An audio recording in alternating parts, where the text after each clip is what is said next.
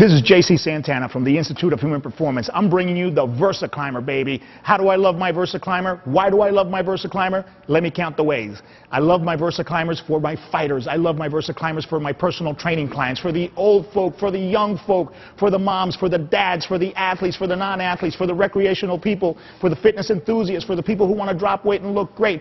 For all of those individuals, I recommend the Versaclimber without a doubt. Get one. Here at the Institute of Human Performance, we use the LXP models. We have 3 different models. But basically, let me show you some of the features that we love about the Versaclimber. Number 1, here you can see that this particular model has a lever here, or a knob here, where you can reduce the and bring it up. And we have what we call a contralateral pattern, which means that as the left leg goes up, the right arm goes up. Okay? Here, this particular model, we have what we call an ipsilateral, which means the left leg goes up as the left arm goes up. And we like using both patterns of movement just to make sure that we attack the body from different ways. One of the key features that we have on all Versaclimbers are removable handles, so we can immediately adjust for any size individual. We have different types of handles, some that swivel here to change the arm orientation.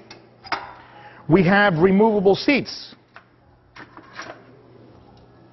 and these are excellent when dealing with individuals with lower body injuries. So you can sit down, use the upper body alone, use the lower body alone and hold on to these handles, or of course use the entire body. The key aspect of the Versaclimber is that it is very, very, very intense cardiovascular, or you can do strength by tweaking up the resistance, moving a little slower. You can work on your strength, or you can work on your speed. Here at IHP, we love using the speed as a form of monitoring how fast and how much power our guys are putting out. So you can train seated, you can train standing, you can train on the machine, you can train contralateral, ipsilateral patterns, and all in a non-impact environment. That's the key feature. The Versaclimber can really get you up very, very high in cardiovascular training with absolutely no impact. Again, you can train for speed with a lot of cardio power, or you can train with strength. All right, so you can do some strength training with the Versaclimber. That's one of the features that people don't know about the Versaclimber. So you can train speed and cardio, or you can train strength. Wonderful, again, in no impact zones, right? So let's talk about some of the ways that we can work on the Versaclimber and some of the forms and positions your body can be used. So let's go through all of them, okay? All right, first let's talk about positioning. It's very easy. You just put your feet inside the strap. All right, we don't even re-strap. We kind of set the straps where most shoes can fit in there and fit nice and tight. You mount the machine here, all right, and we're going to show you everything here on the contralateral pattern. And of course, for me, I would kind of like this positioning. I kind of like shoulder positioning between the shoulder and the chest somewhere. So when you're in here, you're nice and comfortable. You're not super stretched out, all right? And I would use this motion here. All right, now, we can actually turn up the heat, and it moves a lot slower, where you can work more on strength or reduce the speed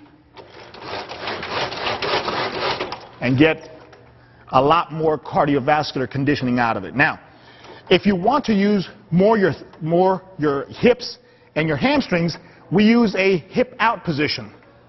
So we're in here. We're separated from the machine. We get our hips way out. And this is great for applications where your knees hurt and you don't want a whole lot of knee flexion. For people with arthritic conditions at the knees, that hip-out position is fantastic. We call it hip hinging. Use it on the Versaclimber, and it's a lot of hips. And of course, if you're far out, you may want to bring down. Watch what happens as I go out. See, as I go out and hip hinge, my hands raise relative to my shoulders, okay? So I'm coming out here. Watch the stretch that I get, where if I'm in here, I don't get that stretch. See? So hips out, Handles down a little bit. Gives you a lot of glute, a lot of hamstring, spares the knees. You want a little bit more quad, bring them up to shoulder level and get in close. Get your hips close to the machine, and now watch the knee flexion. See how much knee flexion I get? So now this represents a lot more quadriceps when you're using the Versaclimber. These are things that people that are using the Versaclimber don't realize.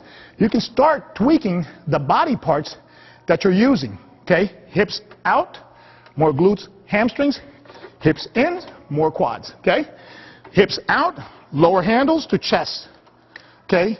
Hips in, when you're using the quads, bring the handles up to shoulders. All right? So those are